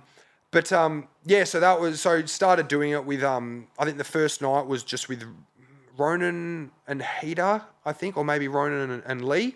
And then wasn't long after that Ronan said, do you want to do a monthly slot? So it was like the last Monday of every month I did, and I kept that up for a couple of years, and then just gradually kind of didn't do it didn't put my hand up to do it as much, because I sort of reached a period where there wasn't a lot of music coming out that was inspiring me to want to sort of play it. And that was always my thing. Like, I'm not going to just rock up with the same shit I always like it. Like, even if like 50% of the tracks that I play on a radio set might be from the same artists who've heard me play every other set, I always did like to make sure there was some new stuff in there. That's why it's such a credit to Ronan to do it for fucking 20 years, man. Absolutely. Like, to keep going back and keep the inspiration. And he's got a much broader ear for hip hop in general than I do. I'm very traditional boom bap, early to mid 80s, right through to mid 90s, late 90s. And so a lot of the new era, like, I guess like the Rock Marcy and Griselda sound, I'm not a big fan of. And even with a lot of local stuff, a lot of people are doing that like super slow, stripped back kind of stuff, which some of it's good and just some of it's not my kind of thing. And I needed to kind of hear songs to kind of G me up to like want to do it. And all it takes is one track. Like, I can hear one song that was released in 92, and if I hadn't heard it before, but the beat's thumping and the raps are sick, like, that will make me want to put together a whole set list just to get on radio and play it. It was a couple of years of doing that, and then I'm kind of like a fill-in now. If Ronan's away or whatever, I'll jump in, or if they're doing a DJ like centric night, I'll come in and play some stuff. But Paper Cuts has now come into the fold, and he's providing the youthful energy, and he runs that show like a military man as well. Like, I've done one show where the Papes was running, and it's like he's on top of everything. Whereas when me and Heater do shows, man, there's dead air, there's sloppy, you can hear the bearings in the mics getting pulled around because we haven't triggered the stings in time and whatever. But that was always the beauty of doing those sort of radio shows, especially in the older place. But now it's new. It feels like you probably should be more professional, doesn't it? Yeah. There's definitely that element there, but I also, there's sort of that running gag of like, it wouldn't be a Hippo Rex show if there wasn't dead air kind of thing. Because even now, like, Ronan's been doing it for 20 years almost. Yeah. Or is it? I don't know if it is. No, he just did the 20-year. It was 20 year. The last show was a 20-year. Fucking hell. Even he, like, to this day, like, we'll be sitting in there talking shit about whatever stuff has released as the previous show's outro sting is about to end, and there'll be that 2 second there, he goes, shit. And he has to trigger it, and it's still to this day that happens, and it's part of the beauty of it, that it's just sort of it doesn't have to be glossy. It can be a little rough around the edges here or there and whatever, but that's just hip hop. Yeah. I've only been in there once to do a show with him, and you have the best chats when you're not on the air. Yeah. When you talk about who's this song by, oh shit, we got to come back. Yeah. That's the best part. Yeah. So much fun. The fact that you can actually swear on there, man, I don't think I could do a real radio show where you couldn't? Because I don't back myself enough. Yeah, I've been pulled up a few times for swearing on PBS. But you're sort of allowed to. It's the cunt was always one that was probably advised against. I remember getting pulled up because it was in the grip and flip era. So remember when like Miles Ago records and stuff first started coming out, and dudes would buy 5 copies of whatever 45, wait for it to sell out, chuck it up on Discogs for $150. And working at the shop, I sort of noticed certain customers that would do that sort of thing. Yep. And I remember on air, I'd gone on Discogs looking for, I think it was the 45 that Wick 101 put out with, like, Shem has done the cover for it with the Booze Brothers. It was a really good record, but again, it was one that sold out really quick, and Grip and Flippers were all on it, asking for like $250 for a record that a month ago I spent $30 on. And I'd noticed that there was a dude who I knew from the Melbourne hip-hop scene somewhere. He had his rap name was his Discogs account, and he had it up on there. And I said something along the lines of, "Don't be a dog, man. You're just shafting people. Like, fucking hell, that's a bit of..." On an online forum, sort of like so people could see it. No, I said this on air. I said this on air, and he was a listener of the show, and that's why I kind of like was like, there's a half chance he'll hear this, and hopefully he'll sort of, because it was just getting to a ridiculous point where every, like, granted, artists were selling out of their wax, but I mean, people that actually wanted the music to listen to it couldn't get it. Same thing happened with the sneaker game. Like, that's 100%. Dudes just buying it just to have it, not because they actually liked the shoe, that just because it was hot and it was a limited one, and yeah, I'll just add that to the collection. And so I said that on air, and then the message came through from one of the higher ups. It was like, not impressed with the host calling the listeners dogs. And I just sort of said to her, I'm like, yeah, probably fair enough. Like, it doesn't I'm still right, but it's probably fair enough. So it was sort of after that, I was a bit more careful about what I said on air. Not to say that I would censor any of the records that I played, because I refuse to actively play radio edits. I would always play the street versions of stuff. But certain rappers in, the 90s, particularly like Freddie Fox, Bumpy Knuckles, who I absolutely love, drops F-bombs like pretty liberally. And so it was always like, you'd hear it playing in the studio. I'm like, yeah, might hear about that one. It never happened, luckily. So I don't know whether people just don't pay attention to the hip-hop 2 hours or whatever. Yeah. But I'd sort of sit there and go, yeah. It'd always just be something like, I don't want to get pulled up on it, but also just go like, I don't control it. I'm playing good music, and good music's good. If they say something that offends you, that's between you and the artist. Like, it has nothing to do with me. And we've still got freedom of speech to some extent in this country, so let's let people swear on the radio. Yeah. So I was just like, as long as I don't say anything out of line, like, if the tracks that I'm playing do, whatever. I can only control what I can control. And look, it couldn't have been any worse than some of the radio shows that I've heard from like the 90s and stuff. Yeah. Like, you're hearing guys in the background or whatever saying this, that, and the other. I'm like, okay, well, if that's the baseline, like, we're doing a pretty good job, so. Comparatively. Yeah. So you will still be involved with Hippo Rex, but just not regularly, just here and there when they need someone to help out. Yeah, and it comes and goes in waves, like my desire or my sort of keenness to DJ and stuff. Like, at the moment, because like work and Christmas, and we had a kid recently, so I'm in sort of dad Wallzee mode. So I do a little bit of scratching and stuff at home, and I'm always working out ideas, but it's not in the forefront of my life currently. But recording scratches, it always is. Like, I always love like just recording cut hooks and stuff like that. So if artists reach out to you and say, "Man, I've got these ideas," you know what I mean? Like, you're keen to work. Look, it depends on the artist, because I am pretty picky. From early on, good mates of mine, again, probably Heater, but I can't remember exactly. Just saying, like, make sure that you back the product that you're putting scratches on, because there was a few really early on, and I just wanted to be involved with stuff that I did scratches on, that I'd like to be forgotten, because now I just sort of don't rate the song or the scratches that I did or whatever. So I am super picky these days about what I cut on or what I will put my name on. But if it's good and people send it to me, and you pay my quote, yeah, man, like, no stress.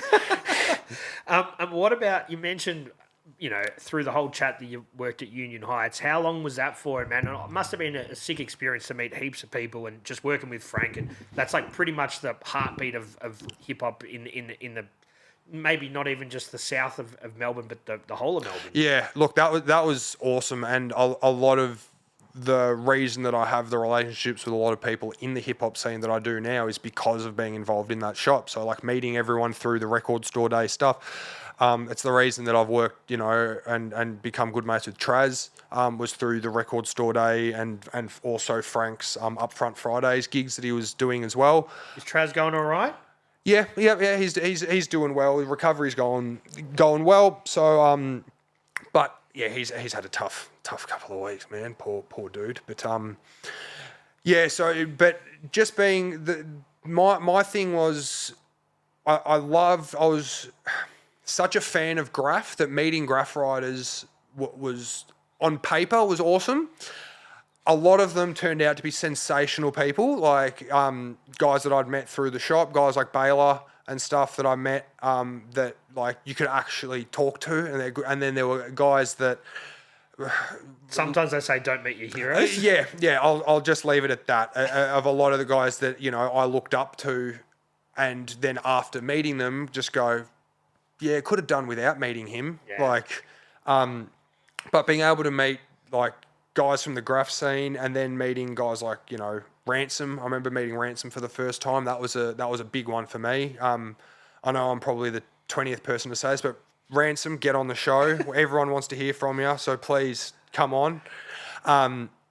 Just getting to meet people that are, because so many as well, like guys cross-pollinate between in the hip hop thing. So graph writers will come in, and then I didn't know you made beats, or I didn't know you rapped, and all of that sort of stuff. So discovering that people, a lot of dudes, particularly like older sort of dudes, still like DJing and stuff. So, and that was, I think, a lot of the guys that I would speak to that I'd get along with were like older graph writers that went to hip hop gigs and whatever, but still had an appreciation for DJing. Because a lot of like young dudes, like I'm 30 or 31, but a lot of guys sort of younger than me don't, I think, have that. They don't put DJing on the pedestal that I think it deserves as one of the pillar elements. Did you spend your paycheck on records a lot there? A lot of the time, yeah. Record store day was always a good day, like, $400 or $500 days, just like, because luckily I would working there, and I'd be working on the day as well as DJing for that 1 hour, and then go back behind the counter. But I'd sort of get to see all the specials that came in before Frank had make the announcement or whatever. So I'd just do put that in the Wallzee pigeonhole. Yeah, that one's in the Wallzee pigeonhole. Did he give you a staff discount? He looked after me. Okay, good. He looked after me for sure. But record store day, I'd religiously spend a lot there. I bought a lot of my collection, particularly local stuff, has come from the shop, and then in later years, a lot of it just came from guys would, you do cuts on one song, and then they'd send you an album. Like Bias is always really good like that. Like I did a few cuts on, I think, 2 albums ago, maybe even 3 albums ago now, with how quickly he's putting out albums. So he sent me doubles, pair of CDs as well. Like, I always really appreciate that sort of stuff. People were giving me records on Record Store Day last year. See, that's awesome. People are like, hey man, here's an event. Yeah, that's grouse. Yeah. And this year it's going to be different. It's new location. Yeah. 2 levels. Who knows what's going to happen? Record Store Yeah, Day. man. I'm looking forward to see what Frank's got in the pipeline for this year. It should be a lot of fun. Did you ever think the store would move? I had an inkling, but again, I mean, I probably had a bit more insider knowledge, so I sort of had an inkling because there had been a few complaints made from previous record store days. So I sort of thought like, I wouldn't be surprised if it does move. But then how quickly it moved and how that surprised me how efficient Frank was just like uprooting the entire shop that he developed for 7-8 years at that one spot, and then shifting it right down the road, and it didn't skip a beat. Like everything's like set up the way it was, and now he's got that extra space upstairs for galleries or events or whatever. I think the wall out the back. The wall out the back as well. Enough room for a barbecue and a spit. So I think there'll be a lot of good events and good times had at the new location for sure. Yeah, man, I'm looking forward to that as well. Do you want to tell us what else is coming up for 2025 for Wallzee, man, as we get close to wrapping it up? Look, I'm hopefully more Kill Squad stuff. That's something we didn't even touch on. Touch on Kill Squad. Yeah, well, let's talk about that, man. So Kill Squad is part of the crew you're in with Heater. Yep. So who else? I'm doing the cuts, Heater's production, and Overproof Pete and Bigfoot on the raps. Started off as a little project in COVID that just to keep us busy, something to do, and then turned into initially it was just going to be like a small EP, couple of tracks, whatever, and then got developed into this 3-year long process where we do like a full concept with wax and film clips and the whole lot. That was super fun. That's probably my favorite project that I've been involved with.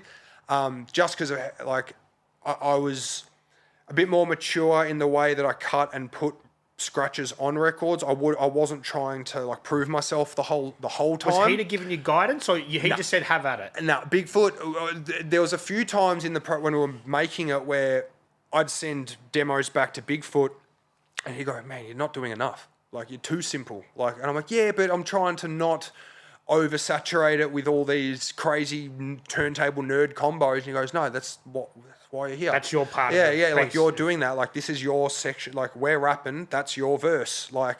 So he pushed me to sort of go a lot further with the stuff that I was doing, because it's something I listened back to a lot of the ill format stuff, and I was so hell bent on proving to everyone that I was this dope cutter and whatever, that I feel like I did a little bit too much in certain stuff. And that's why Primo is so good, because just the sample selection and like can do simple stuff. He's the best. He's the best, so good. And so doing that whole thing, and then they wanted to do the Hands of Steel track, which was me juggling a few of Heater's beats that he'd made. I was juggling throughout the whole thing and doing scratches over the top, and that got turned into a ridiculous film clip. I've got the CD up there. Oh, legend. And then, but doing The Purge, like the film clip for that, that was a whole nother experience, because Joshy Davis came down and he was the DOP kind of thing on the project, and that was a whole lot of fun. The only thing that wasn't fun, it was like a 45-degree day out in Central Vic. It was fucking hot. And, we're all sitting there in like camo, like long pants and suits and all. And the Bigfoot had on these like, I don't know what you'd call it, like a sweatsuit, like the boxers and shit go running, but it was all camo and stuff. So he's dripping sweat out of his pants and stuff. Like it was fucking hot and it was fucking uncomfortable. But then seeing those edits, like when you start getting the first few edits of the film clip back, like, yeah, it looked incredible between Josh and I think that was pretty much all Josh, and then the next film clip, the Hands of Steel one, that was Heater. But fuck, those dudes are so good at the whole video side of things. It's just ridiculous. But again, same with like Bigfoot and Overproof. Like I'd send them demos of like little like instrumentals with cuts and dropouts and whatever, and man, they'd have a verse or verses written and recorded in a day and sent back, and and it's go, well, Jesus, like it was so quick. But then it was all the 1% stuff, like getting it mixed and mastered was a bit of because we went to a few places to try and find somebody that could mix and master it the way that we sort of wanted to, because Heater's very like stripped back directly out of the MPC, doesn't want it sounding too glossy and stuff, and we wanted it to sound gritty anyway. And so we eventually settled on Wallzee Two Blades did all the mixing and mastering, I believe. I think Bigfoot did a lot of the mixing, and then but then I think Wallzee did maybe the finishing touches and then did the mastering for it. And the shit fucking came out so good, and it's still my favourite project that I've been and more to come. With. Hopefully, yeah. It's been ever since we put the first one out. It's been in the can't wait for number two. we're all adults and got like a lot of shit going on and stuff. But I think the plan is to do a second one, and then just cut. I'm always got cuts that I'm doing for Bigfoot. He sends me stuff and I've been pretty slack with it in the last couple of months, just the back end of the year and stuff. So I apologise, Biggie. I'm going to get to him. Same with Crave. I'm sorry. I'm going to get to the cuts. Because Crave and Tamsin P have recorded a bit of stuff that I got to do cuts on. So there's stuff. I'm just sort of at the point now. I'm just like wanting to do it with my mates. I'm not going out there searching for like advertising that I want to do cuts on people's stuff. But if people hit me up and it's the right sound or the sound that I like, generally I'll do it. Yeah. So but that's my main thing. That and always coming up with little routine stuff just in case anyone wants to step to me. So would you ever think about re-entering another DMC? At least once a year I have the thought. I did I think it was after last year, after Max Best won. I was in the Uber on the way home or whatever with a few of the boys. I'm saying, do I come back? Because I'm convinced that I could come back and win it still.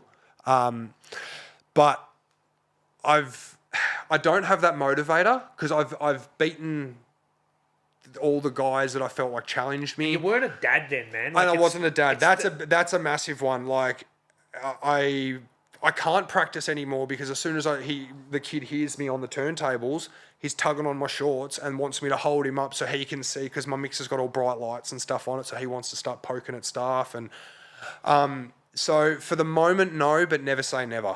Maybe when he's old enough, you do a doubles routine. Oh, fuck. If he wants to get into being a battle DJ in 2035, there'll be even less money in it than there is now. Mate, just go get a job. Just please. But who knows? This stuff goes through waves of popularity. It could. Obviously, it's like skating. Like it goes through really popular periods and it goes through less. But the people that are really into it follow it the whole time. And then I feel like that. It'll come back. I think so. And I think with how they're doing it now, with having the more party rocking comp as a separate thing to the technical sort of comp, I think it'll get to a point where everyone will go to these battles to watch the party rocking comp, and the 6-minute category will sort of piggyback off that rather than the other way around, which is what it is now. Because everyone that was at DMC Australia last year, everyone wanted to see the 6-minute guys, and then it was just sort of the party rocking routine was there as well. Like they had a few of their mates that were there, but most of the people were sort of like, this is blends and shit. Like this isn't DMC. But I think as time goes on, I think the party rocking battle will be the more popular one, and I think the 6-minute will probably piggyback off that. And kids now records have never been more popular except for in the 80s. Everything goes sort of full circle. People are using disposable cameras again. Like kids start to have they get into the retro stuff. Yeah. So I think that real turntablism will come back again. Yeah, I think so. Not that it disappears, it just isn't as popular. Yeah, definitely. I hope so. And seeing guys like the kids like DJ Renner and K-Swiss, who are winning world titles before they can even legally drink. It's crazy. And seeing what they're going to do into their 20s, into their 30s, and then seeing who the next gen of who's influenced by those guys. It's if as long as there's dudes that are still doing it the proper way, I think there'll always be someone out there that will tack onto it and just go, that's the shit that I want to do. So hopefully the DMC keeps going on, and just battles in general don't die as well. Because that was my thing as it got to more into the sort of 2020s and whatever. Everyone was super friendly and like, oh, hey man, that was a sick routine, blah, blah, blah. For me, don't fucking talk to me until after the battle, because I hated everyone. Afterwards, everyone's my mate. But that competitiveness of the 90s and the mid-2000s of not wanting to let anyone show you up or step to you or anything, that's how the approach that I took to battling. So that between sound check and the battle happening, I'd be sitting in the smokers area at Laundry, chewing through a pack of darts just back to back, because I was so anxious and I just wanted everyone to leave me the fuck alone, because I was just and I'd see guys that I was competing against walking in, and I'd just be sitting there going, nah, you shit. No, I'd smoke him. like, and just not wanting, and I was so staunch about it. But I think there is a bit more of the competitive edge is coming back. Like even seeing Detective battle last year, he was sort of kind of that taking shots at everyone that that he was battling against, that's the stuff I love. Having disses in there, like particular, like targeted disses where you target one person and like make a joke of them, kind of thing. I've always been, bring back the biff. Same with footy. Yeah. Would you do battles just for fun? Just like just on a night with, just like... Yeah. Like more of a showcasey type thing where there's no winner or loser. Yeah, absolutely. That'd be awesome fun because I've seen Relic, I think, did one recently with at one of the Break and Bread gigs. I think it might have been Relic versus Mishap and then I think Detective battled Dope Man, I think, down there, he's another guy that entered in the VIX last year. So there are sort of venues or events that are accommodating for and again, I think it's more of a showcase battle, not a winner or loser thing. I'd absolutely love to do it. I would just hope that people would actually want a battle, like, because I have heard around at like events or whatever, guys, fucking Wallzee's entering. What's the fucking point? Like, and it being more of a showcase, a fun thing. I wouldn't want people to go, oh, Wallzee's going to come with his A grade shit, and I don't want like get shown up, like. But I don't care. It's fun, like. Yeah. And not to toot my own horn or anything. It was just something I remember encountering at gigs and stuff where guys would go like, I'm not. No point battling this year. Yeah. Like. So you reckon you've got pretty much everyone covered if they challenged you?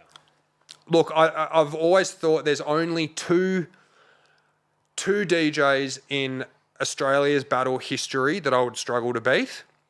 Well, there was three, but I beat J Red, so that was one of them.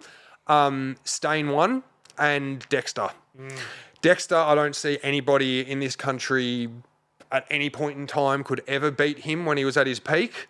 He uses digital now. I'm in contact with him quite a bit, and he's been getting back into juggling and scratching and stuff, which has been awesome to see.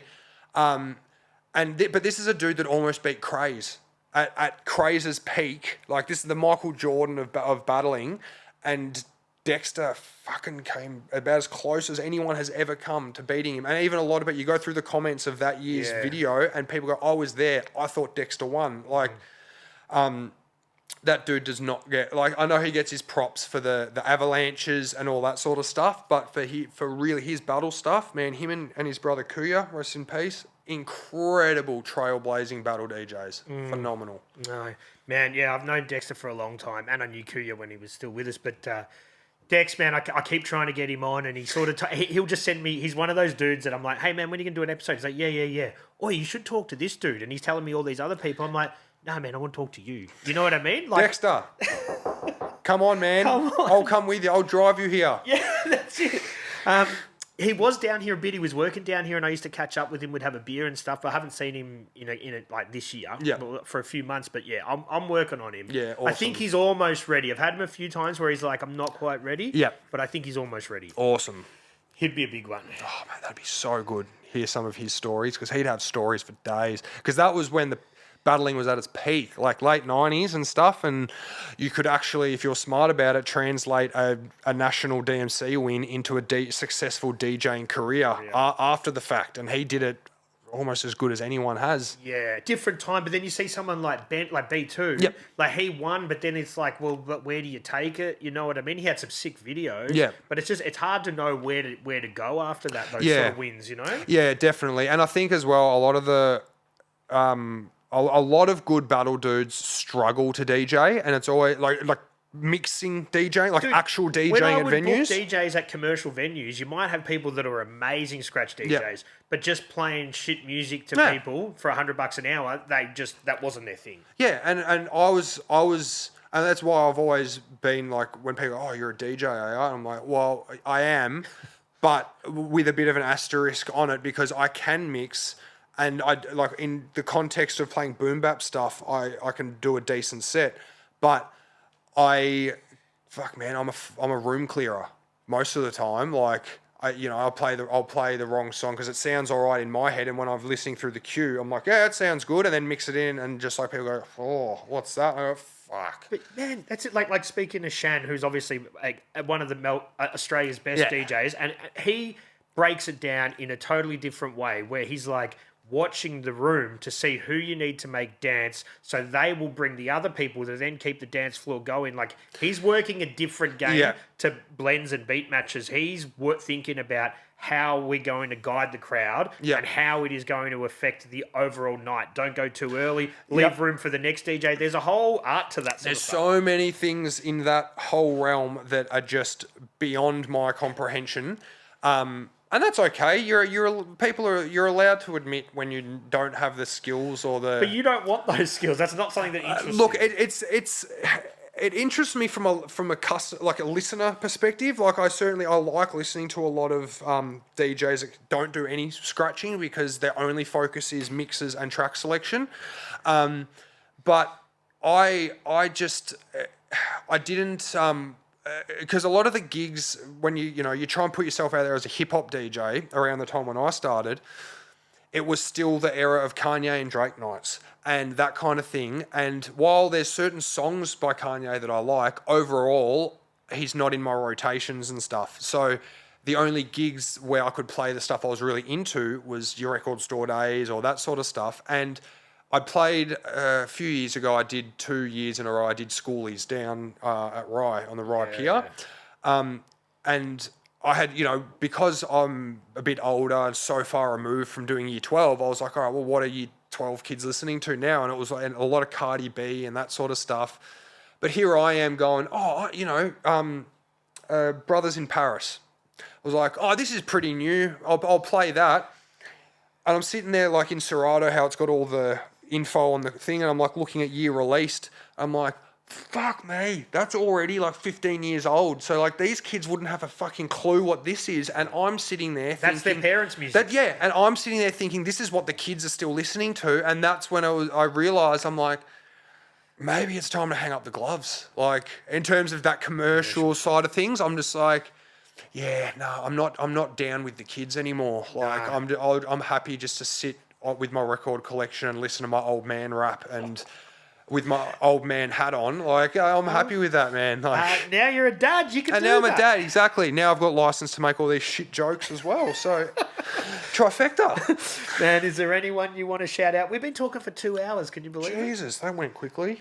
Can't shut me up when you start talking about battles and stuff. Man, it's awesome though. I love this sort of shit. Look, shout outs, of course, the Hippo Rex crew, Ronan, Heater, Frank, Deadly, Paper Cuts, all my crews, Bigfoot, Overproof, Heater again, he can get a double dip, Crave, Tamsin P, all the RPG boys, and of course my missus Jamie and little Charlie, the family holding it down at home, and that's about me. And Frankie. Oh, did I forget Frankie? No, maybe you did. Frankie he can double dip as well. Frankie always gets a shout out. All right, man. I appreciate you coming in. It's been awesome to talk about DMC stuff, and I look forward to you, man, coming back again where we can just nerd out and talk about some more DJ shit. Absolutely, man. Anytime. I appreciate it. Cheers. Cheers, man.